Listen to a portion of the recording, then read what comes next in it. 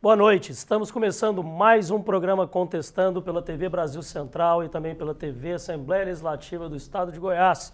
Esse programa que é feito em parceria entre essas duas emissoras e agora de horário novo, sexta-feira, 7h30 da noite, horário mais cômodo, mais tranquilo, que você já chegou em casa, já vai descansar para o final de semana e a gente aguarda a sua companhia para o programa Contestando, que traz sempre convidados e assuntos interessantes para você de casa.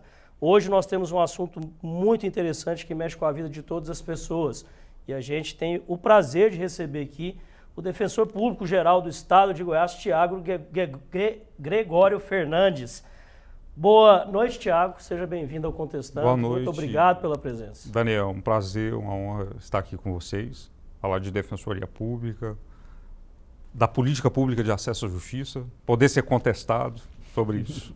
E aqui a gente contesta mesmo. Comigo, como sempre, meu amigo Caio César Mota, seja bem-vindo. Boa noite, Caio. Boa noite, Daniel, uma alegria revê-lo. Boa noite, doutor Tiago Gregório, uma satisfação conhecê-lo. E hoje nós temos um dos programas certamente mais carregados de cidadania. Então, quem nos acompanha já prepare para informações importantes e que vai ajudar, sem dúvida nenhuma, se não a você, alguém muito próximo. E quero também destacar aqui, já quebrando o protocolo, Daniel, a alegria de estar mais uma vez ladeando meu amigo, doutor Lucas Marques. Tivemos esse privilégio já há algum tempo, então satisfação, reencontro, doutor Lucas. Obrigado, irmão. É isso aí, você já adiantou e aqui a gente tem uma situação diferente, porque hoje não é o doutor Caio que está viajando, não, é o doutor Geraldo, que está de férias com a família, férias merecidas. Um abraço para ele, que ele curta bastante, possa em breve estar de volta. Merecido Mas descanso. temos um grande reforço, que é o doutor Lucas Marques, que nos vem hoje a brilhantar com seu conhecimento jurídico.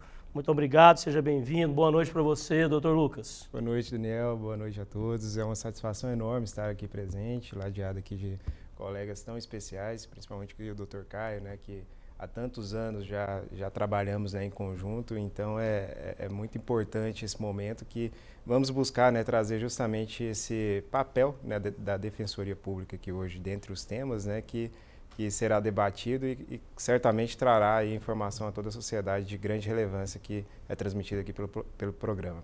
É isso. E antes da gente chegar nos assuntos que a gente quer tratar aqui, principalmente explicar para a nossa audiência, né, como que funciona a Defensoria, o que ela pode trazer de benefício para a nossa sociedade, eu quero começar um pouco para falar sobre a vida do Dr. Tiago, como é que ele chegou até aqui.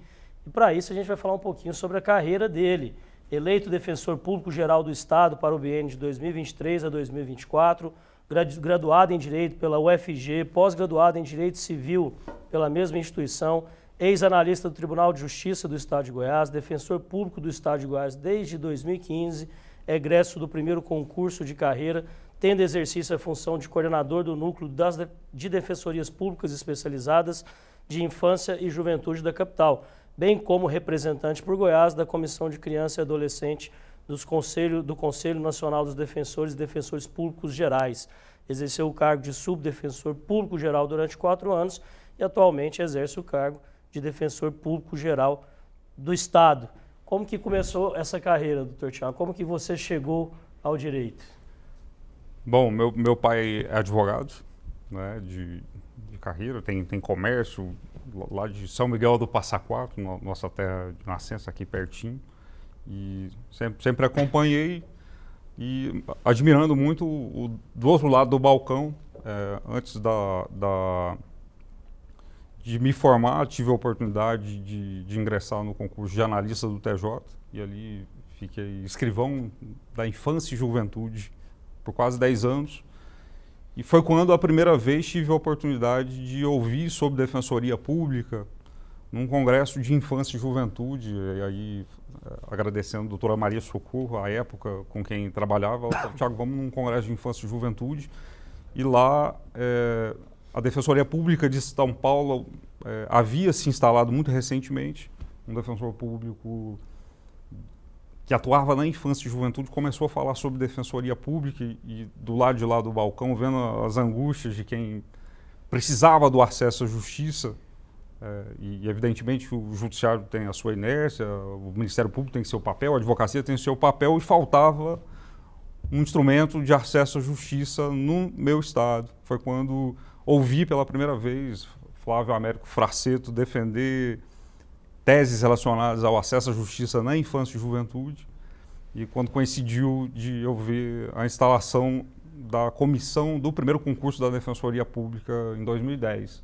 Nosso concurso durou quase 4 anos, Daniel, com muita luta, ação popular, reuniões. Eu brinco com meus colegas de concurso, se não viesse pela aprovação, que viesse por uso capião tantas reuniões de luta pela Defensoria Pública do Estado de Goiás. A Defensoria do Estado de Goiás foi uma das últimas a se instalar nos moldes constitucionais. Me permita contar o final da história. Claro. Isso já com quase 4 anos de concurso, primeira fase, segunda fase, estava marcada a prova oral, teve uma suspensão em razão de um questionamento muito legítimo de eventual desvirtuamento do edital em relação à prova subjetiva. E o que é muito natural, eventualmente, a suspensão, aliás, permitir que o candidato que o contesta possa vir fazer a prova oral, eventualmente, subjúdice, né? E a gente, questionando, deflagrou-se um segundo concurso público da Defensoria, foi quando a gente ingressou, eu e um grupo de colegas, tenho muito orgulho de hoje ladear lá a luta de Defensoria Pública, quando a gente propôs uma ação popular falando, não, tem que terminar o primeiro concurso antes do segundo. É o que se espera, né? É o que se espera, precisamos resolver isso. E aí, doutor Ricardo Prata, eu falo com muito carinho em relação à forma como ele nos acolheu, isso na véspera do mês de maio. E aí eu me lembro de despachar com ele, claro, com muita suspeição, era o desejo de começar a Defensoria Pública, de levantar a voz numa sala de audiência lá e dizer assim, doutor Ricardo Prata, esse processo aqui da Defensoria Pública, se não for, é um dos mais importantes que tramita hoje no judiciário brasileiro. E aí ele, com muita elegância, falou assim, olha, não tem processo mais ou menos importante que tramita no Poder Judiciário, não. Porque cada um tem a sua carga de legitimidade, sua carga de acesso à justiça. Então não tem processo mais ou menos importante, porque também não tem justiça mais ou menos justiça. Rapaz, aquilo lá foi um balde de água fria, né, de quem esperava um direcionamento. Eu estava acompanhado de outros colegas, o presidente da Associação Nacional das Defensorias Públicas, e a gente teve fôlego para contra-argumentar, para contestar, com muito respeito e tomado o baque, dizendo assim, a importância do processo da Defensoria Pública é no sentido de que muitas ações que hoje estão no Judiciário poderiam ter sido evitadas em razão da presença da Defensoria Pública, sua vocação na tutela extrajudicial. E também muitos processos que nunca vão chegar por falta da Defensoria Pública. E me recordo da minha vivência de Poder Judiciário, de estar de trás do balcão, mães ali desassistidas para resolver pensão alimentícia, pessoas em situação de rua, adolescentes em situação de privação de liberdade. Uma semana depois, no dia 19 de maio, que é o Dia Nacional da Defensoria Pública, o doutor Ricardo Prata revoga a liminar e autoriza, nos permite a prova oral da Defensoria Pública, 2014. A gente toma posse em 2015. É isso. Coisa boa. A gente vê que é uma história de luta, mas uma história muito curta, né? Isso. Nós temos pouco tempo, principalmente no estado de Goiás, de Defensoria Pública. E aí eu queria começar esse nosso debate, essa nossa conversa, pelo que a gente mais escuta quem lida dentro do direito e sempre escutou no nosso país. E esses números talvez façam com que essa impressão tenha embasamento. A justiça no Brasil é só para quem tem dinheiro? Não pode ser.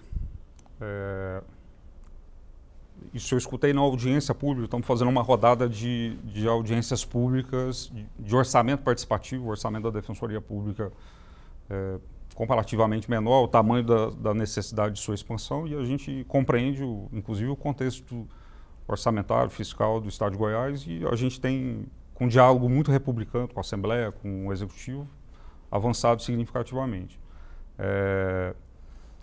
Mas escutei na audiência pública um colega com muita sabedoria dizendo, olha, a razão de ser do judiciário é a conflituosidade. O doutor Caio, inclusive, falou aqui mais cedo.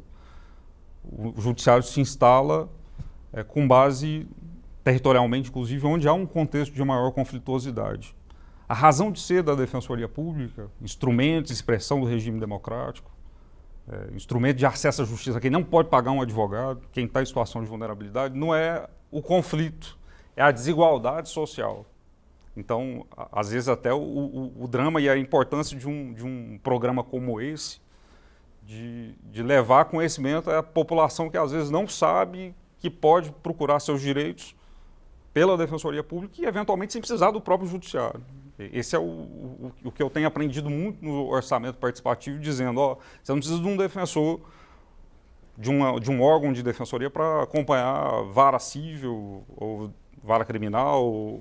Você precisa, eventualmente, de um defensor que tenha condição de se instalar no bairro tal para poder resolver certidão de nascimento. Certidão de nascimento. E aí, se me permita, Daniel, e aí respondendo tua pergunta, a gente fala de justiça para quem tem acesso à justiça. Nos itinerantes que a Defensoria Pública faz, aí fora dos locais onde a gente tem instalado, temos tentado conduzir com atividades itinerantes. Final de semana, normalmente, para facilitar o acesso da população. A maior demanda, e aí falo com muita tranquilidade, porque testemunho isso diariamente, é na ordem de 70% relacionada à regularização do registro civil. Pessoas que nunca foram registradas. Em Águas Lindas, agora, no último mutirão, eu falo que quando a Defensoria Pública vai, às vezes pode esperar um público do tamanho da Madonna no Rio de Janeiro.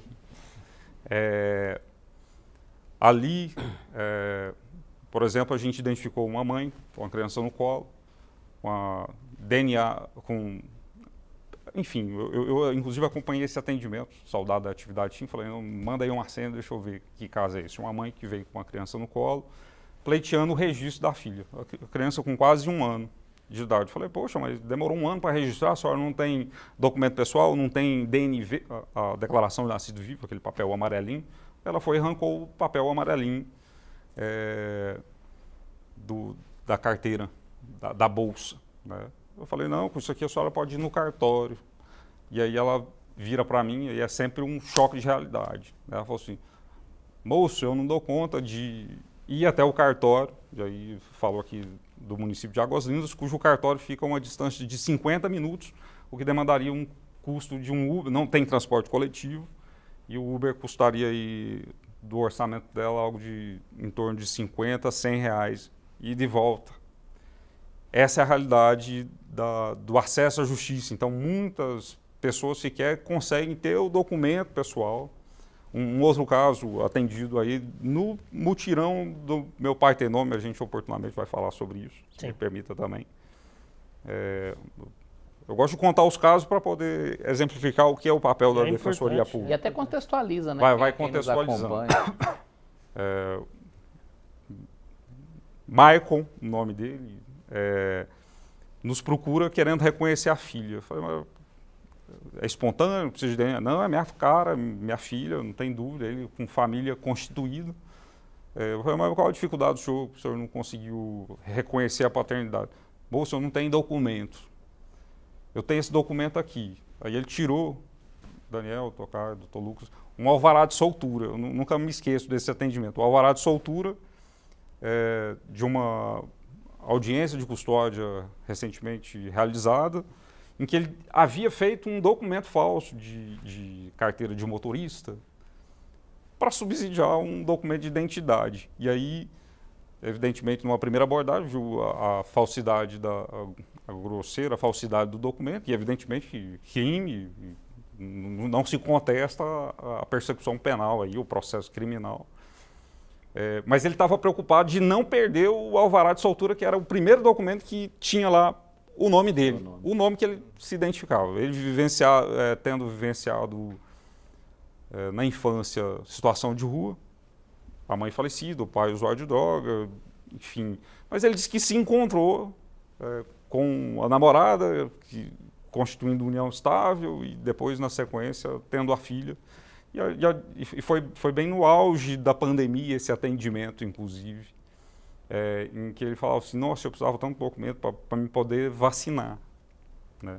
Fazer uma carteira de trabalho, reconhecer a união estável, enfim.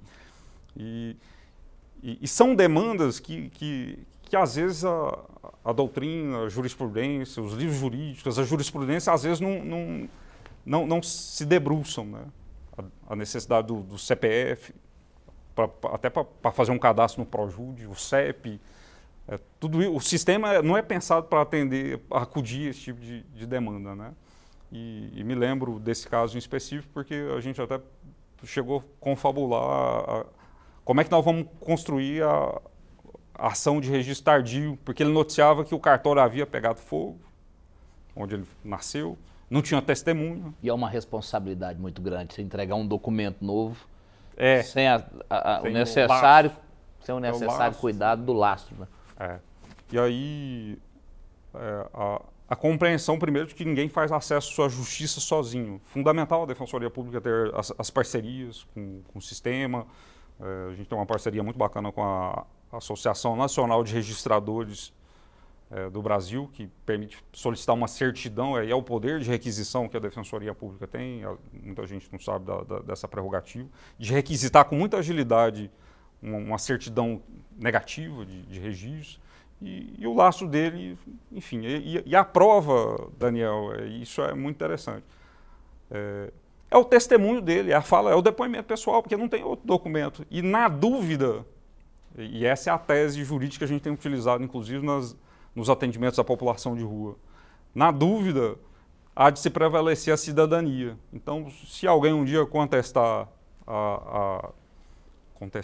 a eventual identidade, que a presunção seja da declaração em favor da cidadania. E aí esse rapaz, com muita... Tá aqui, acompanha, lembra disso, né? O orgulho dele de reconhecer a paternidade, de ter o primeiro documento em mão. Então, esse tipo de atendimento é muito comum na Defensoria Pública. Então, o acesso à justiça é só para quem tem dinheiro, evidentemente que não, mas a gente tem que falar muito antes da própria justiça, a própria cidadania. É isso. Doutores. Na verdade, existe claro que quem tem condição de pagar, de contratar um advogado, que entenda que seja aquele que melhor compreende o seu direito, até porque a gente tem uma série de especialidades, né, de especializações dentro do sistema jurídico. Mas a Defensoria, sem dúvida nenhuma, tem feito um trabalho digno de nota. Os números militam em favor do nosso respeito, né, do nosso reconhecimento. E você citou a Tati, né? Quero até comentar a Tati, que nos honra aqui com a companhia, né? Que é diretora de comunicação da Defensoria. Então, e tem ajudado muito, você narrava há pouco, né? Fazendo interlocução com outros poderes, com outras diretorias de comunicação. Então, tem alinhado, está muito bem alinhada a Defensoria Pública as funções e o exercício delas. Exato. A comunicação tem esse papel fundamental de educação de direitos e por isso, mais uma vez, agradecendo a oportunidade de falar sobre defensoria, sobre acesso à justiça. Então, a população, às vezes, desconhece a possibilidade de buscar seus direitos. Aí não é um favor, tem previsão constitucional, de buscar seus direitos pela Defensoria Pública. Nós fizemos agora, já é o segundo ano consecutivo que fazemos um mutirão de educação infantil. Então, muitas mães, no começo do ano, procuram a Defensoria, mães, avós, tios, aí vem ver um contexto de vulnerabilidade, né? Noticiando dificuldade de acesso à educação infantil, creche, não conseguiu matrícula, né? E é algo que se repete todos os anos. Todos os anos. E tem previsão constitucional, o direito à educação, compreende as limitações, mas qualquer cidadão que procura um advogado, bateu na porta da justiça, é possível buscar outros meios, seja por meio de bloqueio de verbas públicas para subsidiar uma matrícula numa instituição privada ou até mesmo se identificando se houve alguma burla ou falha na identificação da fila, do seu lugar na fila na escola pública, né? E aí só a gente estima aí um déficit de quase 11 mil na capital, 11 mil vagas, e até então era algo muito picado, proporcionalmente muito pequeno. E aí, em razão do mutirão, diálogo com a mídia e um trabalho muito relevante da diretoria de comunicação, por exemplo, tivemos que improvisar até as garagens da Defensoria Pública em 2 dias, 3 mil atendimentos. Buscando o diálogo com o município, solução extrajudicial, tentando priorizar crianças com deficiência, mães que criam seus filhos sozinhas, outros tipos de vulnerabilidade, criando outras estratégias. E esse trabalho de massa da Defensoria Pública traz um subsídio muito bacana, muito robusto, para dialogar com os poderes, os outros poderes, para além do acesso à justiça, não é só o Poder Judiciário, às vezes é um projeto de lei, às vezes é uma disposição orçamentária na lei municipal que traz um direcionamento, inclusive é mais econômico para o próprio município, aliás, dinheiro de todos. Então, Tiago, nós falamos, né, você citou algumas atividades da Defensoria Pública no âmbito extrajudicial, que é o registro civil, falamos agora do direito a vagas, né, nas escolas e creches, para aqueles que dependem do poder público, mas ainda há alguns que entendem que não conseguem ver a amplitude do trabalho da Defensoria. Para alguns até entendiam, e não são poucos, a gente vê isso com muita recorrência, a ideia de que a Defensoria Pública é só para resolver soluções judiciárias, sendo que não é só o contencioso, não é só aqueles problemas que tendem a desaguar numa demanda judicial. Nós temos todos esses trabalhos. A sociedade pode contar com a Defensoria Pública do Estado de Goiás para quais serviços? Perfeito. A Defensoria Pública, recentemente instalada, então trouxemos aqui que há pouco mais de 13 anos, né, de instalação. Nós estamos na comarca de Goiânia, instalados na comarca de Goiânia, Aparecida, Trindade, Inhumas, Anápolis, Lusiânia e Valparaíso. Existe um plano de expansão, inclusive que é público, que a sociedade, o orçamento participativo, inclusive, é para ampliar as reflexões de como expandir. E tem itinerante também, né? Bom destacar. Só me interrompendo, para a gente ter uma noção, deixar claro para o telespectador. Pelas regiões que o senhor citou, então a gente conseguiria atender diretamente cerca de 3 milhões de pessoas.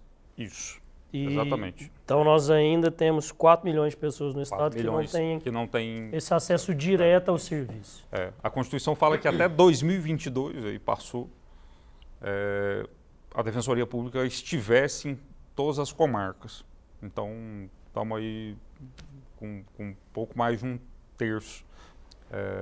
Pois bem, nessas comarcas em que estamos instalados, a gente consegue fazer uma assistência jurídica integral, desde o extrajudicial, priorizando o extrajudicial, mas fazendo o judicial integral. Então, existe um processo na vara judicial, um processo de pensão alimentícia em que a mãe pleiteou pensão, reconhecimento de paternidade em face do pai. O pai precisa de defesa também, porque senão o processo não anda. A Defensoria Pública faz assistência jurídica nos dois polos. Isso é possível. Nas demandas cíveis, consumidor, regularização imobiliária. No criminal, a Defensoria Pública, e aí em relação ao criminal e ao plantão, quero trazer uma novidade desse último ano, né? Em matéria criminal, quem está em situação de vulnerabilidade pode procurar a Defensoria Pública, acompanha o processo desde audiência de custódia até a execução penal, numa privação de liberdade ou em outras penalidades em meio aberto. E esse atendimento, necessariamente, ele é físico ou teria alguma possibilidade desse atendimento ser virtual para as pessoas que estão situadas nessas localidades? Perfeito. O Conselho Superior da Defensoria Pública acabou definindo, e aí por uma dificuldade de estrutura tecnológica ainda, que não o temos, e isso veio muito forte no orçamento participativo, que precisamos ampliar o atendimento remoto, porque ele acaba facilitando uma comunidade que está em uma ocupação, uma comunidade longínqua, que às vezes não consegue pagar 2, 3 ônibus para chegar na região onde a Defensoria Pública está instalada. Mas enfim, em razão da pandemia, a gente viu que é possível os atendimentos remotos, mas a necessidade ainda de uma segurança institucional de atendimento. Estamos trabalhando para ter essas ferramentas. O Meu Pai Tem Nome é um projeto piloto que vamos atender de forma remota, sendo possível o atendimento físico. Alguns atendimentos demandam sim o atendimento presencial, em razão da cautela, do seu sigilo, demandas de infância, violência doméstica. Já tivemos casos, por exemplo, em que o agressor chegou a mandar uma mensagem no WhatsApp institucional dizendo que queria revogar a medida protetiva. Esse é o receio, essa é a cautela de se ampliar, sem maiores cautelas, o atendimento remoto, né? Mas, em regra, o atendimento é presencial, o assistido tendo que procurar a Defensoria Pública nas unidades físicas, mas algumas excepcionalidades. Por exemplo, em matéria de saúde, nós temos um núcleo de saúde aqui da capital, aqui pertinho, inclusive aqui no anexo do Los Andes, que atende remoto, na compreensão de que, às vezes, a pessoa em vulnerabilidade está no leito, está enfermo e precisa de uma vaga de UTI, precisa de um procedimento específico, e aí a gente consegue fazer o atendimento. O vulnerável é um idoso que tem dificuldade de locomoção, uma pessoa que tem alguma dificuldade de mobilidade. Perfeito. Então, todos esses casos, ainda que às vezes a pessoa não consiga se deslocar, existem instrumentos para a gente fazer o atendimento remoto. Quem pode ser atendido pela Defensoria Pública? Acho que isso é importante compartilhar. A Constituição traz um termo muito genérico, doutor Lucas, que é atendimento aos necessitados na forma da lei. Esse necessitado é um conceito jurídico indeterminado que cabe muitas coisas. Aí a regra adotada pelas defensorias públicas do país é renda até 3 salários mínimos, ou per capita 1,5 salário. Esse tem sido o mote de atendimento da Defensoria Pública. Então, quem tem renda até 3 salários mínimos pode ser atendido, pode procurar a Defensoria Pública. Esse necessitado aí dá margem a outros tipos de vulnerabilidade, para além da econômica. Uma vulnerabilidade organizacional, social, às vezes a mulher que é vítima de violência doméstica e, embora tenha, às vezes, uma renda razoável, a família tem uma renda mais robusta, para além dos 3 salários mínimos, mas a vulnerabilidade pode ser ocasional. Às vezes a pessoa tem renda até 3 salários mínimos, mas se viu numa situação de urgência e a Defensoria Pública faz o atendimento de plantão, por exemplo, em que num sábado, na madrugada, ela não vai conseguir contratar um advogado. E aí a Defensoria Pública faz o pedido de tutela de urgência e, evidentemente, deixa o processo em outra oportunidade. Então, às vezes, é uma vulnerabilidade para além da econômica. O plantão da Defensoria Pública, a Defensoria Pública hoje funciona em regime de plantão, é 24 horas, de segunda a segunda. Nós temos uma equipe de plantão civil e uma equipe de plantão criminal. Especificamente em relação ao criminal, acompanhando o Poder Judiciário que faz as audiências de custódia virtual, essa tem sido a realidade, por mais que seja contestável e questionável a audiência de custódia virtual, mas é a logística que hoje a administração penitenciária consegue mobilizar para cumprir a determinação legal. A Defensoria Pública, nessa modalidade virtual, acabou alcançando o Estado inteiro. Então, o familiar que se vê numa situação de vulnerabilidade pode procurar a Defensoria, o plantão, aos finais de semana e feriados, para uma assistência jurídica bastante qualificada em matéria criminal, nas audiências de custódia. E aí, esse número, a gente está fazendo um levantamento. Eu fiz um cálculo de 15 dias de amostragem. A presença da Defensoria Pública na audiência de custódia repercute em algo em torno de 30% menos prisões preventivas, que é um número muito relevante. Sem dúvida, 30% é um número... A gente fala muito sobre o acesso, a gente tem falado muito sobre o acesso aqui, sobre as pessoas que podem procurar, sobre as maneiras de procurar. O senhor falou da maneira presencial. Existe, sim, esses mutirões que acontecem, essa defensoria itinerante. Existem outros tipos de mutirões. Existe mutirão realizados pelas prefeituras, que às vezes contam com representantes da defensoria. mutirões realizados pelo Estado. Sim. Nós temos um trabalho constante feito pelas sedes, pela Secretaria, Goiás Social. que é o Goiás Social, que a gente vê que todas as semanas está em alguma região, alguma cidade do estado, ou quase todas as semanas. Outros mutirões, nós temos mutirões que inclusive são realizados por deputados aqui da Assembleia Legislativa, pela Assembleia Legislativa. Então eu queria saber, assim, me parece uma gama de opções grande, mas me parece também, se você tem muitas opções, é mais difícil de como comunicar isso à população. Esse desafio de fazer com que a população saiba que ali na região, durante o período, ela vai poder ser atendida e quais são os atendimentos que são realizados ali. Isso, no site da Defensoria, ela pode encontrar melhores explicações? Perfeito. Já é uma provocação que cabe muito lá no meu orçamento participativo, né?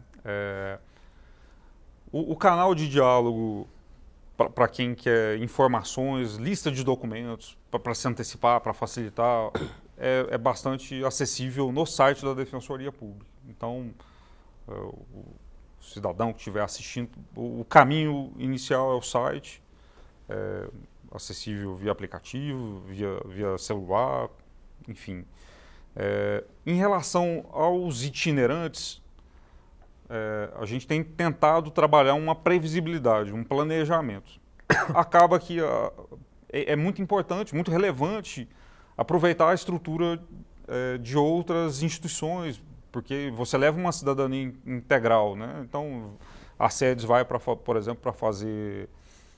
vai com a Polícia Civil para fazer o documento de identidade em conjunto, para além de uma ação de registro tardio de nascimento, por exemplo. Então, é muito significativo acompanhar. A ideia é tentar ter esse planejamento. Mas no nosso site, Daniel, nós não temos uma informação de qual a previsibilidade dos itinerantes. Está aí uma provocação que leva para o orçamento participativo. Para além disso, escutei lá na audiência pública de segunda-feira passada. Em regra, a gente vai com a carreta, temos uma carreta com 14 estações de gabinete. E ela é muito robusta, com acolhimento muito digno à população que Eu vi procura. as imagens, uma estrutura muito bem montada. Muito bem montada. Às vezes é numa sexta, num sábado e no domingo. Mas o custo de deslocamento, de articulação, valeria, às vezes, ficar a semana inteira. Porque, às vezes, a comunicação que melhor funciona, além de educação de direito como essa aqui, é do próprio assistido que mora numa situação de vulnerabilidade. Ele vai assim, não, deu certo lá na Defensoria, resolvi lá no mesmo dia uma homologação de divórcio, acordo de alimentos e exame de DNA. Ele vai noticiar isso, só que aí no dia seguinte, que o cara está trabalhando, a família está trabalhando, a Defensoria já foi embora.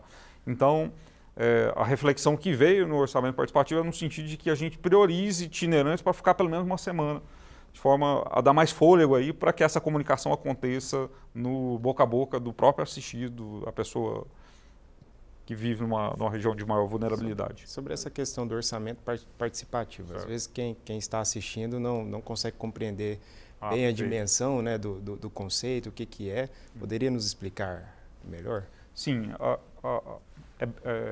é pilar da República, pilar da administração pública, a transparência fiscal, a cidadania fiscal exercida por meio da participação popular. Então, o orçamento da Defensoria Pública, ele é apresentado para...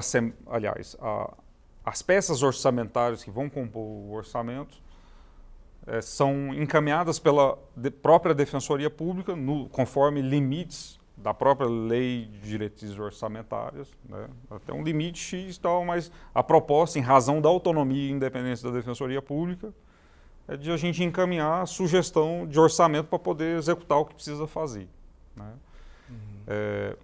Mas, por exemplo, o orçamento é X e o tamanho da demanda é 10 vezes X. Essa, de fato, é uma conta muito real. Onde a gente vai priorizar? Eu vou priorizar colocar uma defensoria, um órgão de atuação fixo lá em Águas Lindas, que é o maior IDH menor IDH de Goiás, por exemplo. Que é o índice de desenvolvimento humano, para quem não índice acompanha. de desenvolvimento humano, maior incidência de demanda de CAD único, de Bolsa Família, por exemplo, ou em vez de gastar com uma estrutura fixa lá em Águas Lindas, é preferível Ações pontuais. ações de carreta itinerante, por exemplo, com periodicidade, enfim. Essas são reflexões que cabe ao Conselho Superior, com a sua autonomia, bater o martelo, mas ouvir a população sobre isso é muito relevante. Então, esse é o orçamento participativo em que nós não estamos... o foco lá não é a conta, o custo disso, mas é onde investir com prioridade com o orçamento que existe. É como executar. O tanto de demandas que existem com um orçamento parco. Exato. É fazer o que o brasileiro faz. Exato. A gente está falando, inclusive, de uma situação que é interessante, porque, assim, interessante do lado do lamentável, mas, infelizmente, a nossa realidade, a gente tem que trabalhar em soluções para melhorá-la. A gente escuta e se tornou até um dado para mostrar a vulnerabilidade ainda do povo brasileiro, que mais da metade da população brasileira não tem acesso à água, não tem acesso ao encanamento, à água encanada, rede de esgoto. Mas aí a gente chega à conclusão aqui que uma grande parte da população não tem acesso sequer ao seu nome, ao seu registro. Não existem perante os olhos do Estado. Então, o papel da Defensoria é importante nesse sentido. O primeiro direito que você tem, que é o direito de existir. E dentro desse direito de existir, existe um muito importante também, que é o direito aos seus pais. E a Defensoria tem esse projeto, Meu Pai Tem Nome. Eu queria saber do que se trata esse projeto que foi criado pelo Estado de Goiás, pela Defensoria Pública do Estado de Goiás em 2019. Foi adotado como modelo de ação de reconhecimento de paternidade e maternidade pela Defensoria Pública Brasileira, o que nos orgulha muito. Projeto criado aqui no Estado de Goiás, que virou modelo para o resto do Brasil. Fala para a gente um pouquinho sobre isso. Perfeito. Então temos bastante orgulho do projeto. Inclusive, o nome dele traz uma frase que é a frase do protagonismo do assistido, dessa pessoa em situação de vulnerabilidade, que desses diversos atendimentos ordinários e extraordinários de forma itinerante, normalmente quem está na triagem pergunta assim: o senhor não tem nome, não tem pai? Qual o nome do seu pai? Seu pai não tem nome, não? Aí o assistente fala: não, meu pai tem nome sim, só que ele não registrou. Então, meu pai tem nome. A ideia do programa Meu Pai Tem Nome, e hoje ele é programa, começou como um projeto, foi no seguinte sentido. Inicialmente, reconhecendo-se que a ausência do pai no registro civil, e eu falo isso com uma vivência de testemunha ocular de ter trabalhado muito tempo na infância e juventude. A ausência do pai no registro civil é sinônimo, é sintoma, evidentemente que isso não tem suas exceções, mas sintomas de muita vulnerabilidade, né?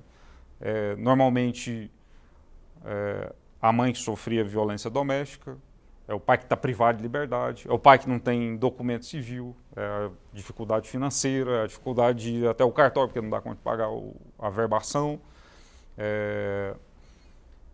é a morte prematura. A gente situação de rua do pai. Situação de rua. A morte prematura, e aí eu quero chegar, inclusive, nesse viés do programa Meu Pai Tem Nome. Na pandemia, a gente viu muitos órfãos de crianças ainda no ventre.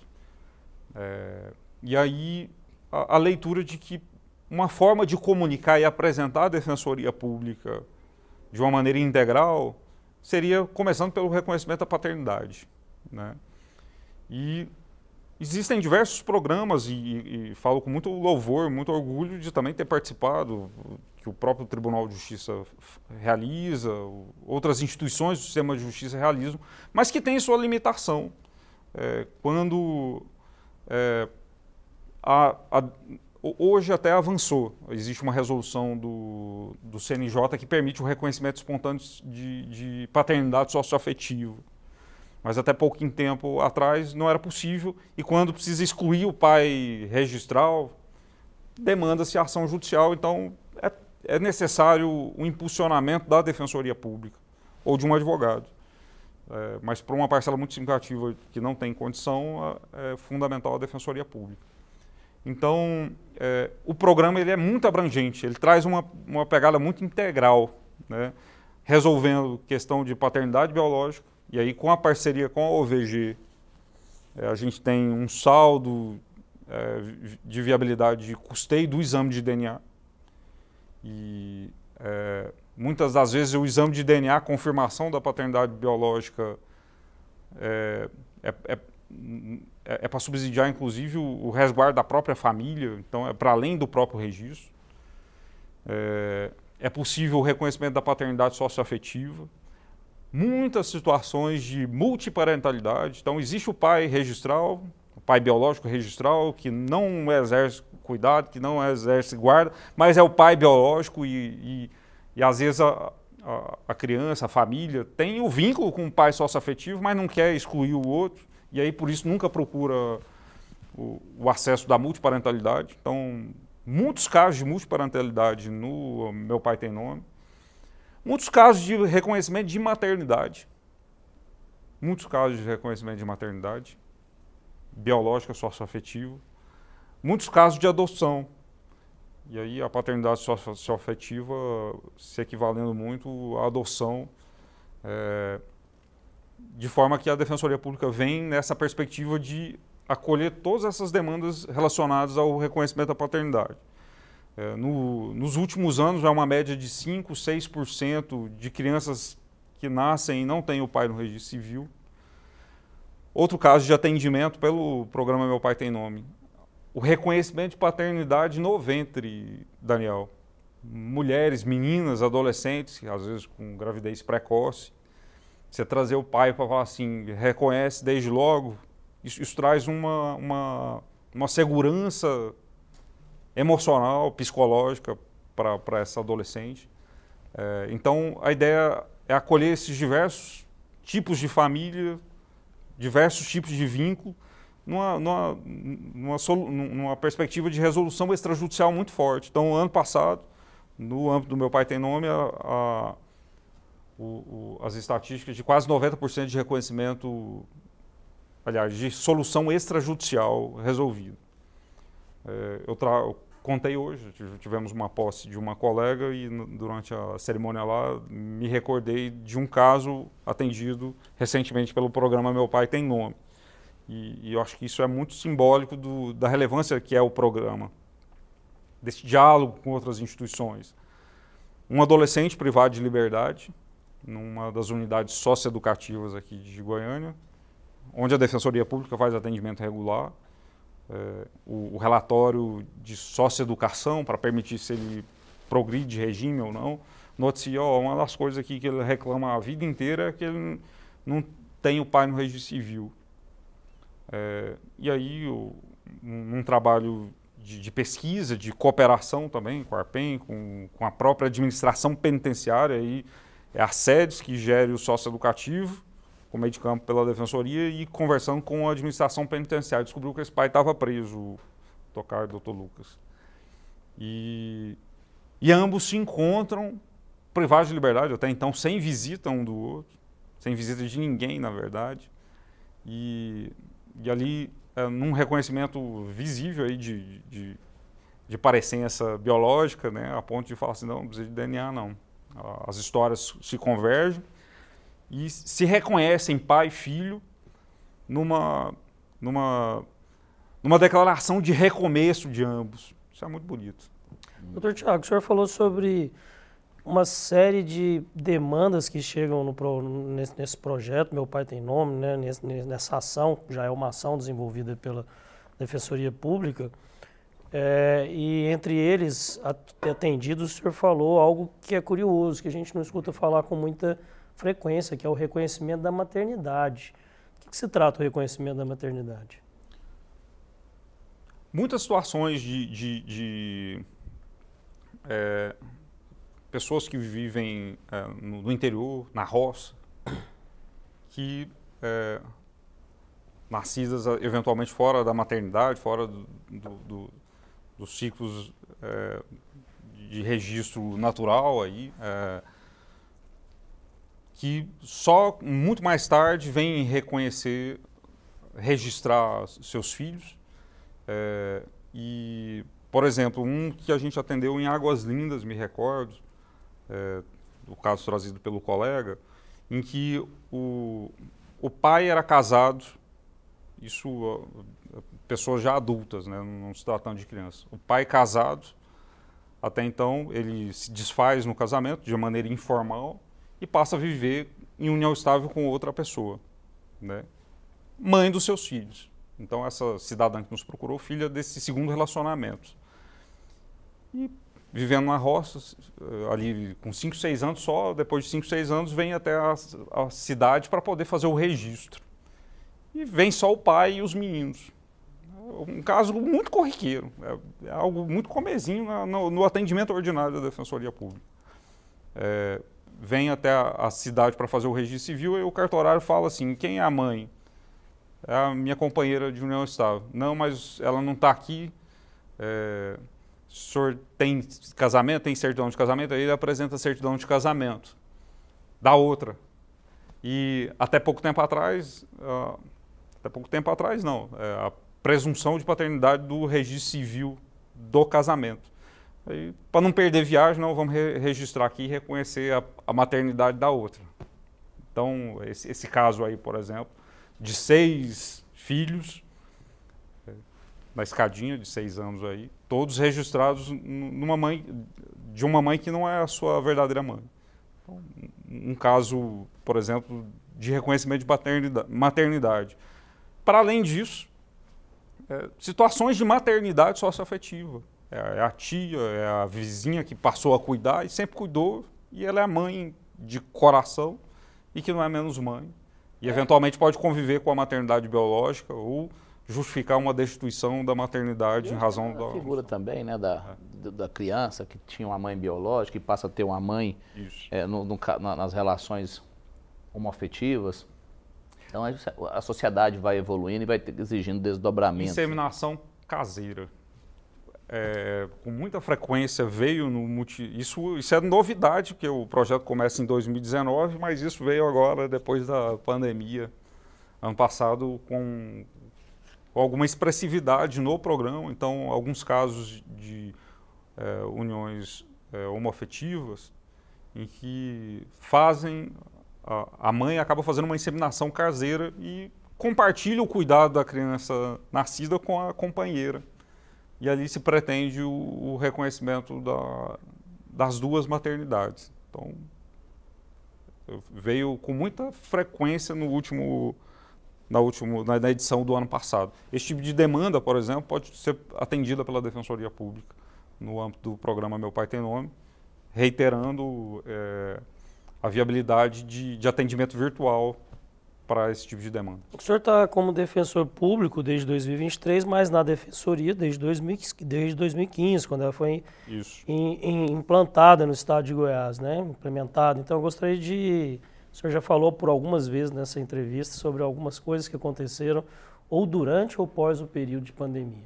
O período de pandemia mexeu também com a defensoria? Você passou a ter acesso de observar situações que não eram observadas antes? Sim, o incremento da demanda de atendimento à população de rua, o incremento da população de rua, o volume, isso enaltecido inclusive recentemente pela uma ação de descumprimento do preceito fundamental, uma decisão do Alexandre de Moraes, né, que recomenda uma política pública, aliás, poucos municípios tendo aderido à política pública nacional e uma dificuldade de censo relacionada a essa população. Identifiquei esse contexto. E na pandemia, especialmente, a dificuldade da população, aliás, a compreensão de que é possível o atendimento remoto. E acabou que o sistema teve que acudir a essas situações. Então, o nosso plantão, por exemplo, teve que se adaptar para acolher a demanda remota. E muitas demandas relacionadas à lei de UTI na pandemia, um momento de muita dificuldade, né? Mas que os colegas lá honraram se improvisaram e conseguiram conduzir. Uma outra informação importante, nós sabemos que o hipossuficiente tem direito à isenção de algumas das custas cartorárias, né? Exemplo do registro civil, a exemplo de uma certidão ou outra. Do próprio processo judicial. Né? Do próprio processo judicial. Quais são esses documentos que quem nos acompanha poderia solicitar junto aos cartórios, assim, para a gente poder elencar? Olha, eu tenho essa dependência desse documento, eu tenho essa necessidade, então eu posso exigir, requerer isso de forma gratuita. Então certamente tem muita gente que está nos acompanhando e que não sabe dessa possibilidade. Sim, existe um provimento do Tribunal de Justiça, um provimento da Corregedoria, um provimento do foro extrajudicial. Vou me recordar o documento técnico, que lá elenca alguns documentos, mas a segunda via do registro civil para quem vive em situação de vulnerabilidade, diversos atos de cidadania, o próprio casamento, e a Defensoria eventualmente vai se demandar a prova da vulnerabilidade. E a Defensoria Pública pode auxiliar nisso, subsidiando com ofício, com um documento, a partir da sua rotina de aferição de vulnerabilidade, encaminhando um ofício para o registro civil. Que é a renda de até 3 salários mínimos. Que é a renda até de até 3 salários. E essa renda é salários. familiar ou é somente da pessoa que está... Nossa resolução traz... de forma individual, presume-se, e aí é uma presunção, eventualmente até uma renda superior, mas um contexto em que a pessoa tem filho com deficiência, superendividamento, isso pode permitir o atendimento da Defensoria Pública. Então a presunção é renda individual de até 3 salários mínimos e, aí conjuntamente, renda familiar per capita 1,5 salário. É isso. Sobre demandas de cidadania, gratuidade do casamento, por exemplo, eu entendo viável e possível pleitear isso junto aos cartórios de registro civil, e tanto é que o próprio judiciário mobiliza os casamentos coletivos com base nessa fundamentação. Tivemos recentemente, né? Tivemos, inclusive, né? Aliás, uma ação belíssima, muito bacana. Mas uma demanda que pouca gente conhece, e a gente tem trabalhado elas nos itinerantes, e pode procurar ordinariamente a Defensoria Pública nessas comarcas para esse atendimento, é o reconhecimento da união estável. A pessoa vive em união estável, e a Constituição, o Dr. Lucas e o Dr. Caio compreendem bem isso, é a possibilidade da conversão da união estável em casamento. A lei deve garantir a conversão da união estável em casamento. Mas essa conversão, a Defensoria Pública de São Paulo é vanguardista nisso, a gente está copiando isso lá. O reconhecimento retroativo ao início da união estável. Então, vamos reconhecer judicialmente que eles estão casados. Não a partir de agora. Não a partir de agora, mas desde antes ao início da união estável. Isso, então, tem sido muito bacana esse... E um efeito jurídico interessante. Um efeito jurídico... Por mais que haja equiparação, mas um efeito psicológico muito bacana. Então, nos mutirões é comum a gente protocolizar e às vezes pedir homologação, porque às vezes está bem subsidiado de documentos. A pessoa já sai para fazer a festa do casamento. Doutor Tiago, a gente está chegando ao final, mas eu queria, antes de terminar, falar sobre outra ação da Defensoria Pública importante, que é o mutirão carcerário. Certo. A gente sabe que no Brasil existe uma quantidade grande de população carcerária que muitas vezes ainda não está no regime, que é aquele que deveria estar, ou não consegue a sua liberdade devido à questão de não ter acesso ao advogado, dificuldade de ter acesso a advogado. Como que funciona aqui com a Defensoria Pública do Estado de Goiás os mutirões carcerários? Perfeito. Historicamente, a gente tem realizado esses mutirões carcerários. Ano 2022, por exemplo, fizemos algo inédito em parceria com a própria Diretoria-Geral de Polícia Penal, de atender toda a população da casa de prisão provisória, 2.500 presos, gastou uns 15 dias lá em atendimento. E a Defensoria Pública, na lei de execução penal, é órgão de execução penal, então ela tem o dever de fazer os mutirões, de fazer as inspeções, e aí numa perspectiva de assistência jurídica integral, que não se conflita, e aí a gente tem um excelente relacionamento com a própria OAB, na compreensão de que não há uma sobreposição à assistência jurídica que já vem sendo feita pelo advogado em relação ao processo de execução penal, ao processo criminal. O papel da Defensoria Pública vem, inclusive, a subsidiar, eventualmente. Os relatórios, por exemplo, podem ser aproveitados pela defesa constituída, os relatórios de inspeção, os direcionamentos de tutela coletiva, por exemplo, podem ser absolutamente aproveitados pelo patrono, a advogada que faz a defesa particular, né? Mas em razão da relevância disso, e aí o mutirão da CPP, por exemplo, ele veio com muita informação de muitos casos de pessoas em situação de vulnerabilidade que, sem imputar responsabilidade para um ou para outro, mas é muito natural, às vezes, um alvará de soltura expedido, que acabou, por falha de sistema, não sendo comunicado. Pessoas que estão ali aguardando um processo, uma carta precatória, um alvará que foi expedido por um outro estado da federação, mas que não chegou aqui no estado de Goiás. Então, muitos casos em que se resolveu a liberdade da pessoa com evidente excesso prisional, às vezes até num diálogo com a própria central de alvarás da administração penitenciária. A partir disso, o próprio CNJ esteve em Goiás aí numa missão ano passado, apontando uma série de demandas que apontam para um estado de coisa inconstitucional que não é particular só do estado de Goiás, né? E aí a gente criou, o Conselho Superior da Defensoria Pública instalamos um núcleo de situação carcerária, e hoje há um defensor destacado para fazer, coordenando de forma estratégica a pauta da situação carcerária, realizando com muita frequência, e aí tem sido uma frequência de 15 dias, nas unidades prisionais onde não há atendimento regular da Defensoria Pública. Então fizemos um recentemente em Jataí, em Silvânia, com a perspectiva de chegar, fazer uma análise, priorizando os casos em que há evidente acesso, priorizando a tutela do resguardo da liberdade, claro, ouvindo familiares e eventual contexto de situação de tortura e maus tratos, né, para subsidiar os relatórios.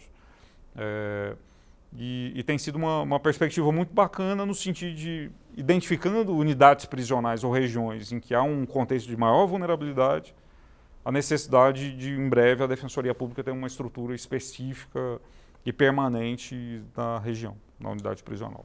É isso. Bom, eu queria agradecer a presença do Dr. Tiago Gregório Fernandes, dizer que talvez tenha sido um dos programas mais importantes que nós fizemos aqui com relação à informação e com relação à cidadania, a como chegar à nossa população. A TV Brasil Central, ela está no interior do estado, como um todo, nas principais cidades, chega a maioria da população, então é um trabalho que ela faz em parceria com a TV Assembleia para poder levar essa informação para as pessoas que estão aí em casa ouvindo e que pensam, olha, então eu tenho essa possibilidade, então eu posso tirar meu documento, eu posso ir atrás do reconhecimento da paternidade ou qualquer assessoria jurídica que eu achava que eu não tinha condição, você passa a ter através da Defensoria Pública.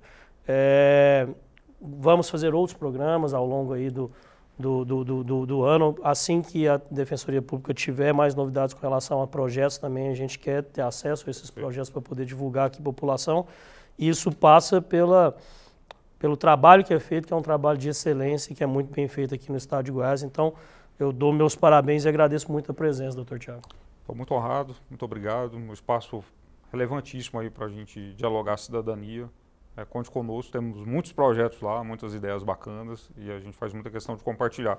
O programa Meu Pai Tem Nome, a gente vai fazer o dia D, o dia concentrado para abertura de exame de DNA, para formalização do reconhecimento das paternidades, maternidade socioafetiva, por exemplo, no dia 17 de agosto. As inscrições até o dia 7 de julho. Eventual possibilidade de prorrogação, a pessoa pode procurar a Defensoria Pública pelo site, fazer a sua inscrição por lá, ali com orientações muito precisas e a possibilidade do atendimento presencial e via remota. Tá? Então ainda dá tempo, você que está em casa e quer se inscrever, vou pedir para o pessoal colocar o site aqui embaixo para você ter acesso às informações desse programa Meu Pai Tem Nome. Boa noite, doutor Caio. Um abraço. Boa noite. Um abraço, satisfação revê-lo mais uma vez, né? Desejo um excelente fim de semana.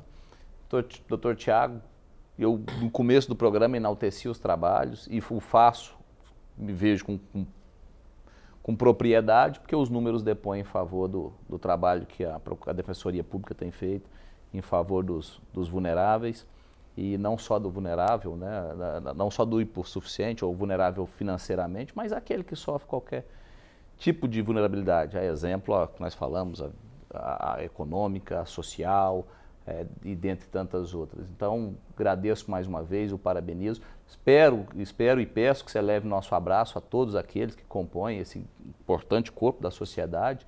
E agradeço ao Dr. Lucas. Eu falei que tinha tempo que a gente não encontrava, mas era um encontro nas telas, né? Nós dividimos algum programa de TV. É verdade. É isso. Muito obrigado, Dr. Lucas, que está aqui conosco hoje, substituindo o Dr. Geraldo, e que volta em breve também, porque as férias do Dr. Geraldo são uns 45 dias de férias. Obrigado, Lucas. Obrigado, Daniel. Obrigado, Caio. Obrigado, Dr. Tiago.